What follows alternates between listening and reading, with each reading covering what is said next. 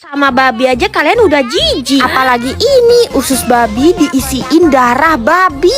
Ayo, kurang jijik apa kalian? Nah, ini tuh lokasinya di stasiun Pintu 5 Jongno Samga. Namanya search aja di Nevermap Bukchon Mugunghwa. Nama menunya tuh ini guys, Sundae Gukbap. Orang Koreanya aja sampai bingung loh Mimin pesen itu. Karena makanan ini tuh emang kebanyakan warga lokal aja yang makan. Mungkin takut dikira Mimin gak doyan kali ya. Kuahnya ada yang original dan yang pedes kayak gini. Nah, ini dia guys sundenya. Sosis babi yang diisiin darah babi dan ada bihunnya gitu di dalam. Pertama nyobain, wah ini tuh enak banget, gak ada rasa darahnya sama sekali. Semakin babi guys, karena di dalamnya tuh ada sanchan, usus dan babat babi juga loh. Dan walaupun cuma dibikin sup doang, tapi ini tuh bener-bener gak amis. Sup yang panas ketemu nasi yang panas, enak banget guys. Apalagi semua ini isinya onderdil babi. Semua yang ada di babi Mimin suka. Next kalau ke Korea kalian wajib nih cobain makanan yang orang lokal biasanya makan.